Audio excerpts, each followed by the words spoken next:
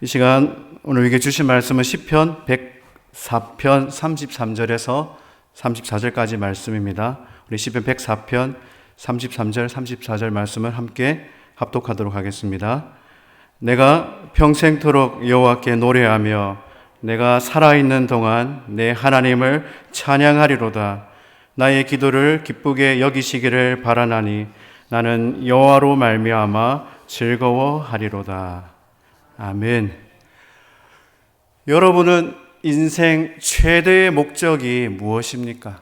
조금 이렇게 떨어져 있지만 한번 돌아보시면서 물어보시기 바랍니다. 마스크를 써서 잘 안 들릴 수도 있겠지만 인생 최대의 목적이 무엇입니까? 자, 질문들을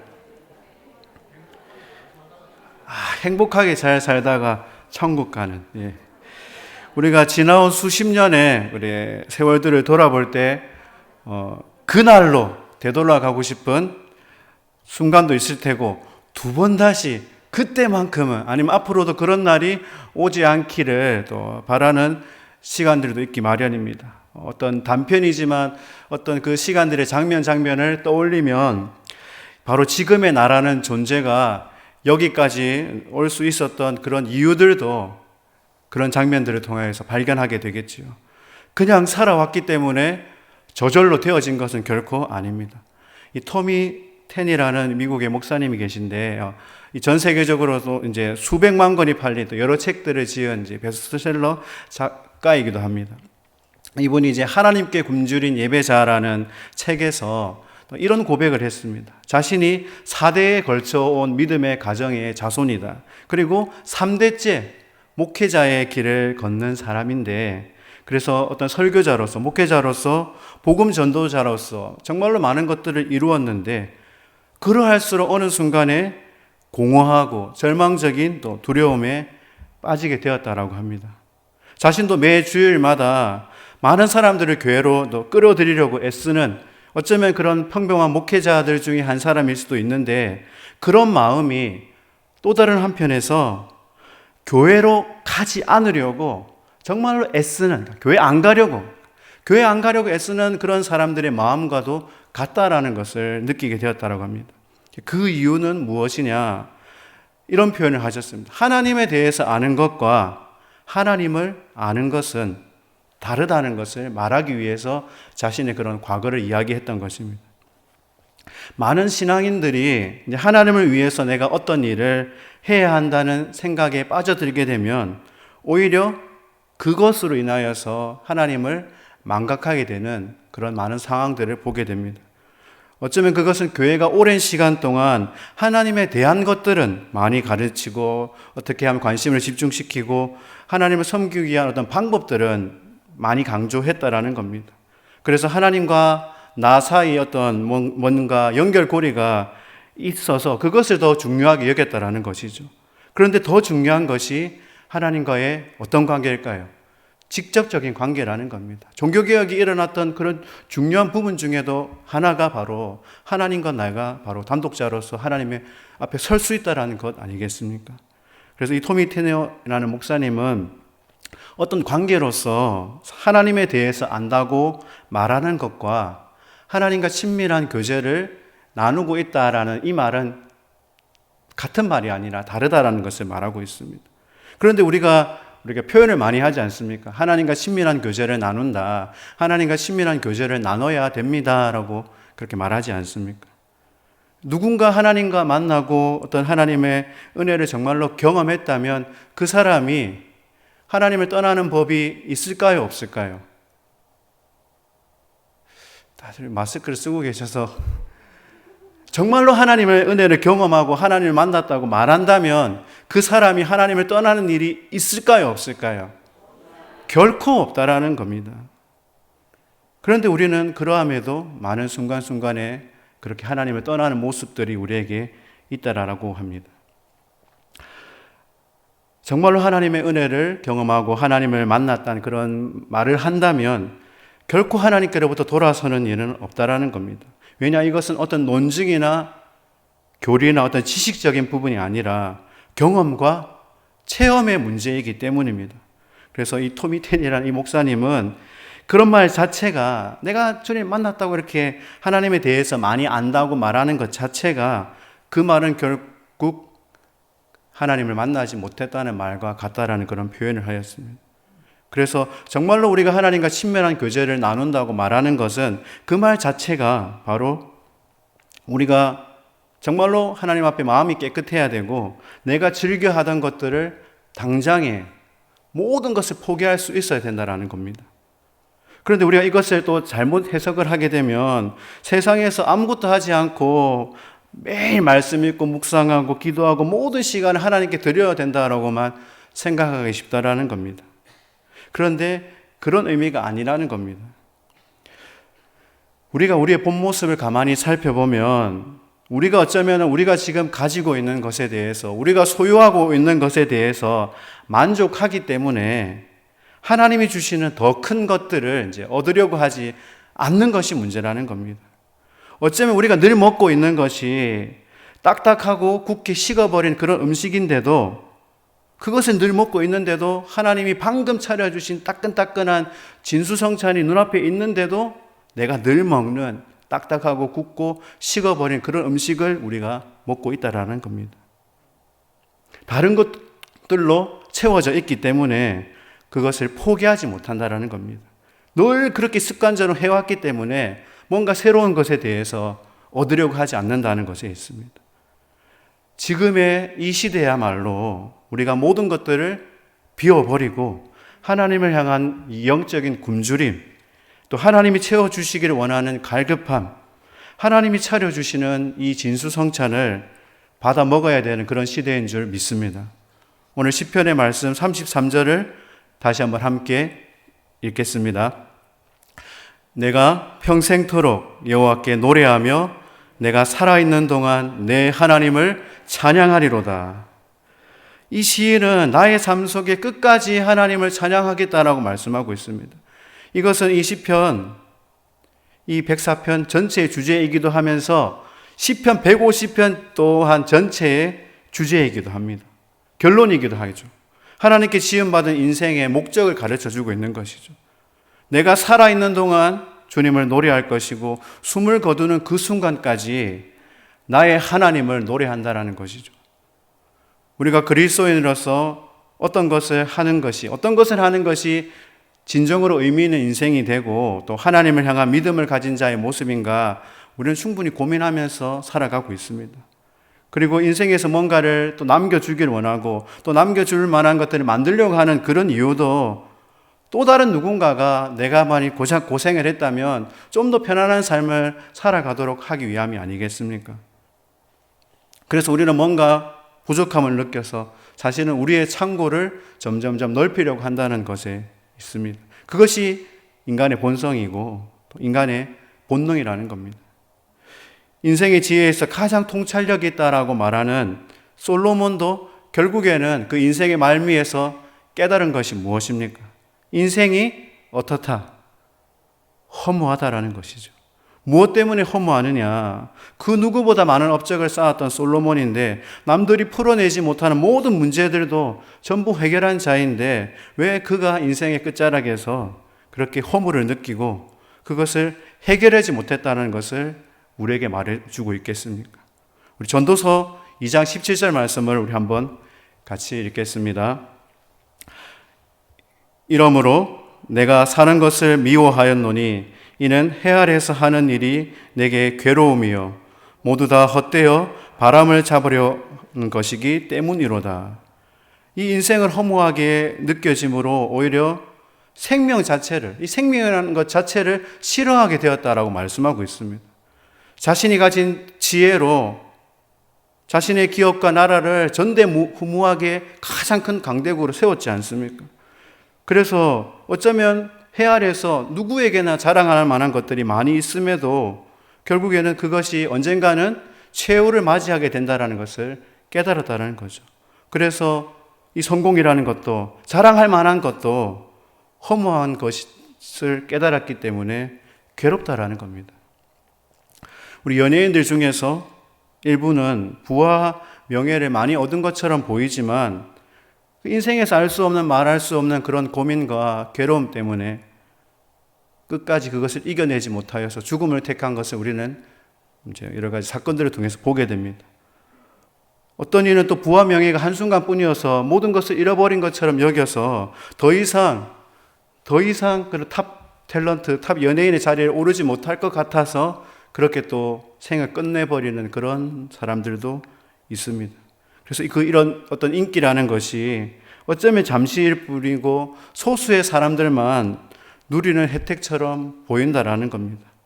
자신의 이름을 어쩌면 기억해 주는 것도 어떤 상황에서의 잠시일 뿐이라는 겁니다.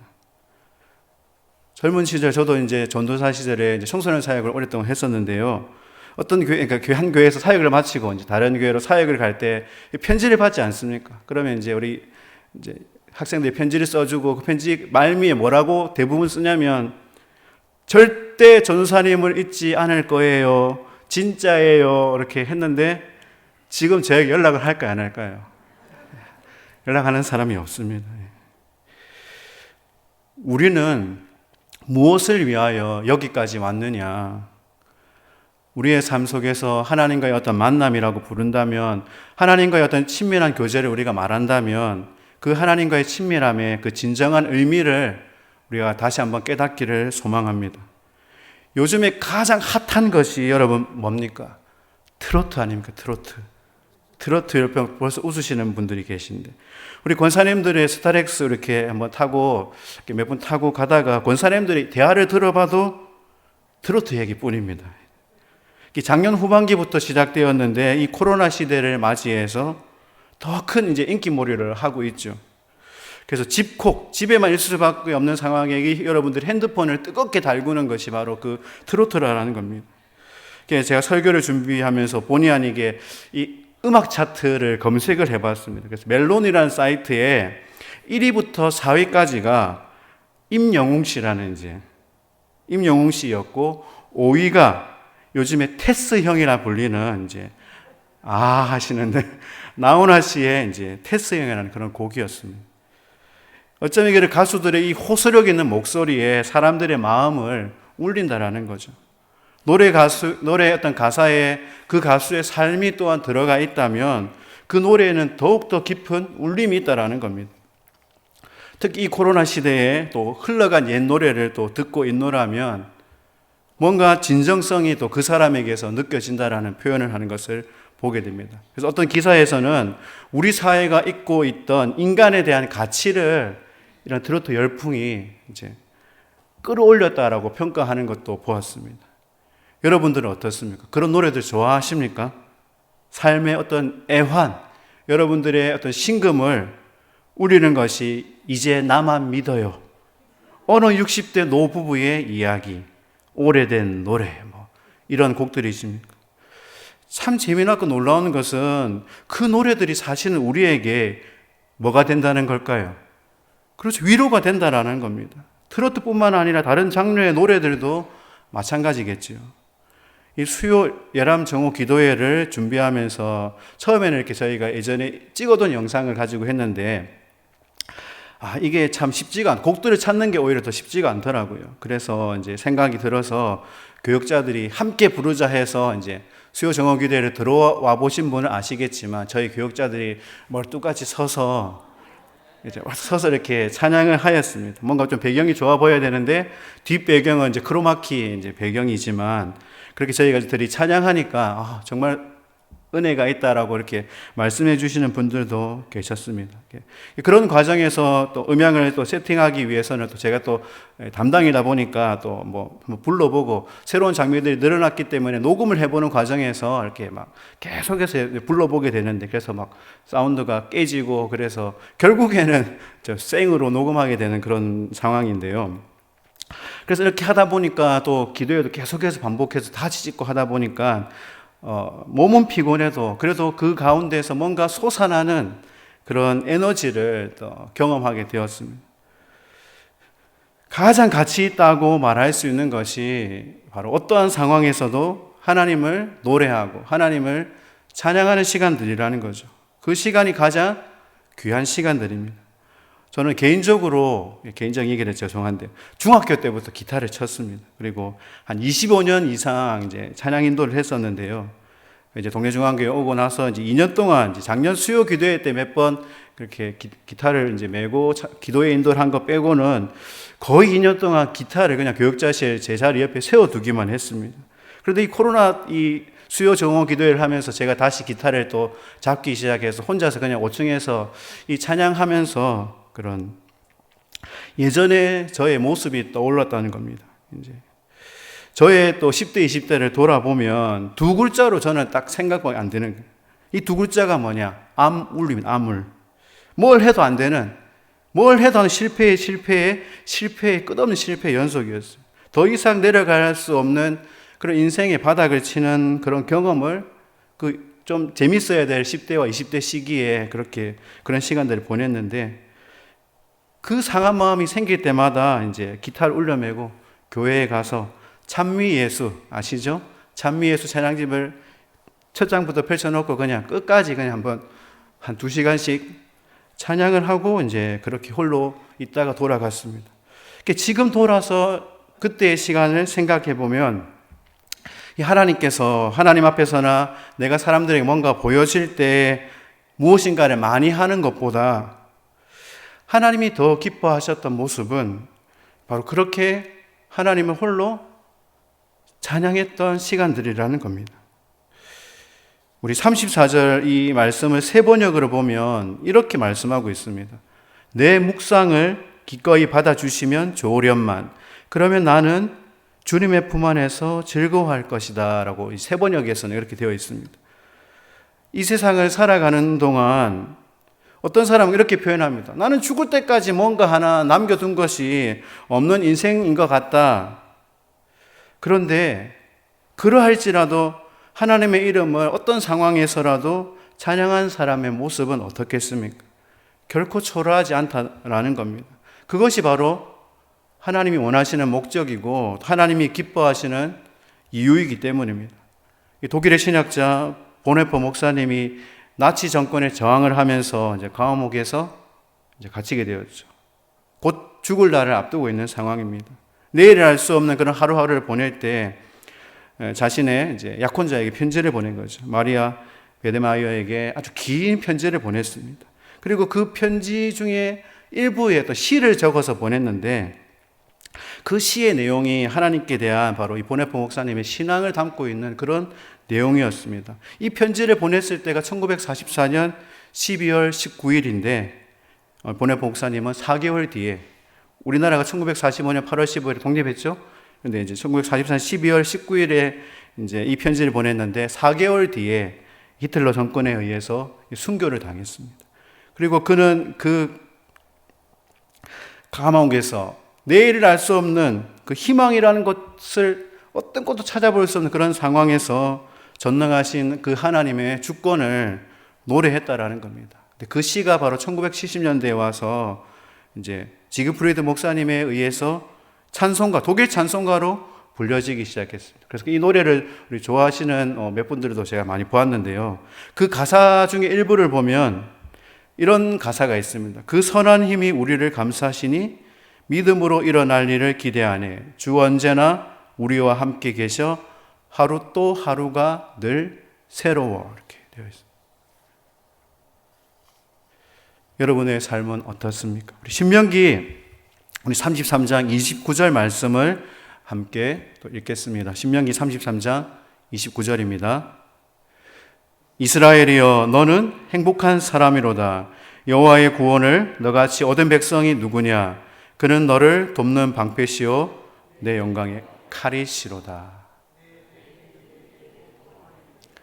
내가 그 것을 밟으리로다. 아멘. 이것은 소유의 어떤 많고 적음이 아닙니다. 누군가하고 비교해서 어떤 결론이 나오는 것이 아니라는 거죠. 내 삶의 어떤 만족을 누리고 내가 행복하다고 말할 수 있는 그 복이라고 말할 수 있는 그 근원이 하나님이심을 깨닫고 하나님 한 분만으로 만족하는 그 사람이라는 사실을 우리에게 가르쳐 주고 있습니다. 자신이 행복하다라고 말할 수 있는 사람은 어떤 조건이 주어졌기 때문에 행복하다는 것이 아니라는 것이죠. 이것이 기쁨이고 어쩌면 차마 행복이라고 말할 수 없는 상황에서도 행복을 발견할 수 있는 그 사람이 바로 진정한 행복한 사람이라는 겁니다. 삶의 어떠한 형편에서도 하나님이 나와 함께 하심을 느끼고 하나님과 함께 그 길을 걸어가는 사람입니다. 내가 살아 숨을 쉰다는 그 이유 하나만으로 하나님께서 나를 돌보아 주심을 믿고 끝까지 하나님이 나와 함께 해주신다는 것을 믿는 사람이라는 겁니다. 우리 청년교회 청년들이 이 공식 번안해서 불렀던 웨이메이커, 길을 만드시는 분이라는 이 곡에도 그 메시지를 보면, 그 가사를 보면 하나님 말씀 그 자체라는 것을 보게 됩니다. 바로 하나님이 창조주이시고 지금도 운행하시고 섭리하시는 분이심을 고백하고 있다는 겁니다. 그 하나님을 찬양하는 것이 바로 하나님의 자녀된 본분이고 모든 믿는 사람들의 고백이 되어야 하기 때문입니다. 하나님 어떤 직분 때문에 그 사람을 받으시고 큰 일을 이루었기 때문에 기뻐하시는 것이 아니라는 겁니다. 우리가 행하는 일은 그저 수단에 불과하다라는 겁니다. 우리의 최종 목적은 바로 하나님만을 높이고 하나님만을 경외하고 하나님만을 찬양하는 삶이기 때문입니다. 그래서 여러분들 잘 아는 말씀처럼 이 백성은 나를 위하여 지었나니 누구의 찬송을? 나의 찬송. 하나님의 그 이름을 부르게 하기 위함이다라고 하나님께서 왜 사람을 지으셨는지에 대한 창조 목적을 분명하게 가르쳐주고 있습니다. 우리 본문 오늘 말씀 34절 말씀을 다시 한번 함께 읽겠습니다. 나의 기도를 기쁘게 여기시기를 바라나니 나는 여호와로 말미암아 즐거워하리로다. 아멘. 우리 개역 개정에서는 이 34절 말씀이 나의 묵상을 가상히 여기시기를 바라시나니라고 되어 있습니다. 우리가 또 읽고 있는 이 개역 개정에서는 나의 기도라고 되어 있는 나의 기도를 기쁘게 여기시기를 바란다라고 말씀하고 있습니다. 이 묵상과 기도를 같은 의미로 해석을 한 것인데 결국에는 하나님께서 바로 하나님을 향한 나의 묵상을 어떤 기도를 누가 기뻐하시는 것이죠? 하나님이 기뻐하신다라고 가르쳐 주고 있습니다. 그래서 이 나의 기도, 나의 묵상이라고 되어 있는 이 말의 히브리어 원어는 이제 시히라는 그런 단어인데 이 시히라는 단어는 어떤 말이냐? 입으로 뭔가를 계속해서 말하면서 고민하고 애쓰는 표현이라는 겁니다. 그래서 과연 이 시히라는 말이 입으로 고백하고 시인하는 것이 뭔가 하나님 이게 뭔가요? 하나님 좀 깨닫게 해주세요. 이렇게 제가 기도를 했는데 이게 바로 시히라는 겁니다. 계속해서 하나님께 묻고 하나님께 또 묻고 하나님께 우리의 신앙을 고백하는 그렇게 계속해서 반복하는 이것이 바로 시히라는 겁니다. 나의 기도, 나의 묵상이라는 표현인 것이죠. 시인은 오늘 말씀에서 이 하나님의 창조와 이 하나님의 섭리를 생각하면서 그 놀랍고 놀라운 하나님의 창조 역사를 이루신 그 하나님을 날마다 묵상하는 삶을 살았다고 말씀하고 있습니다.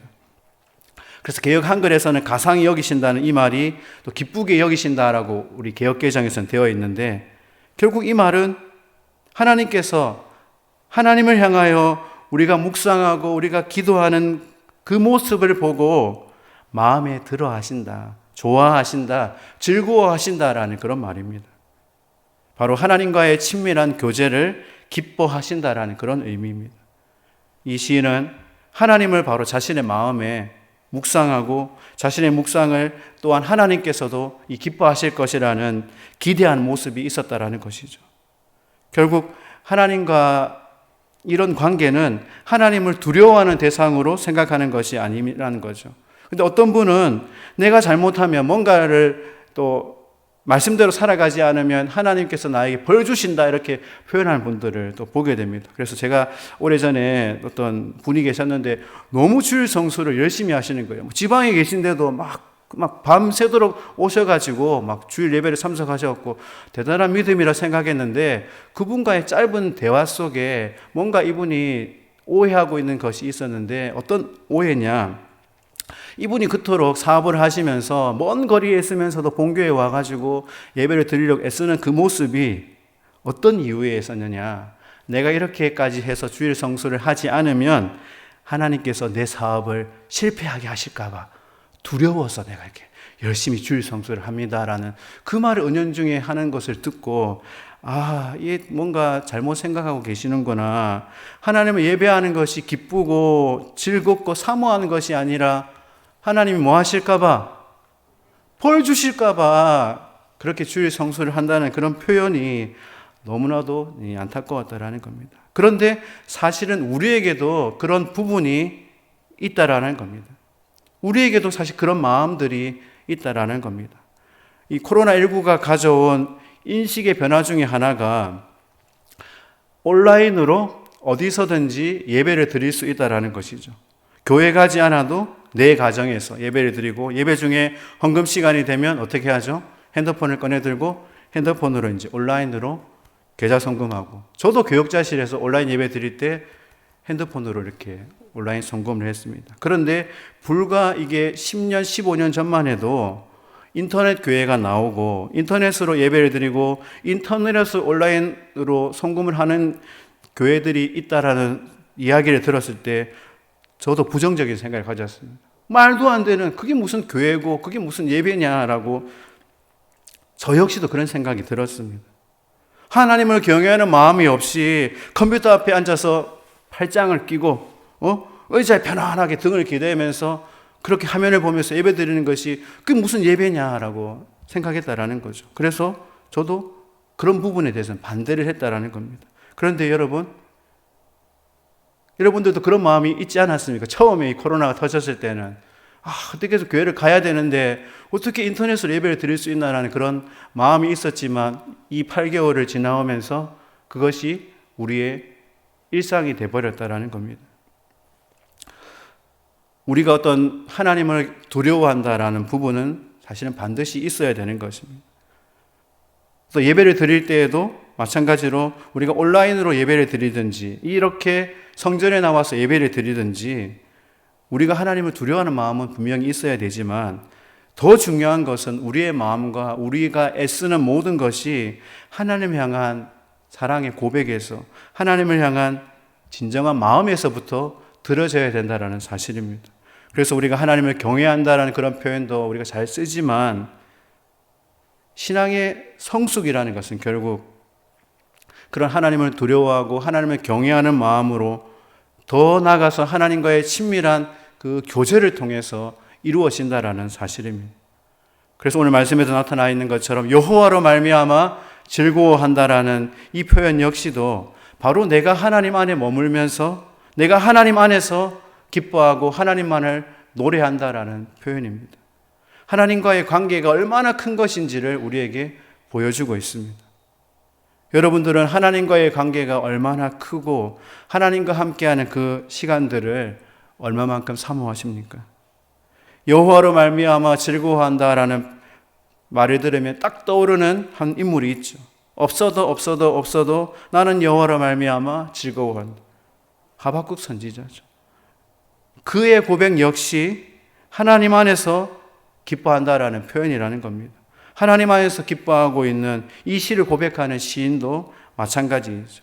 그렇게 어떤 상황이랄지라도 아무것도 나에게 주어지지 않는 상황이라도 나는 나의 평생에 내가 죽는 그 순간까지 누구만을 찬양하겠다.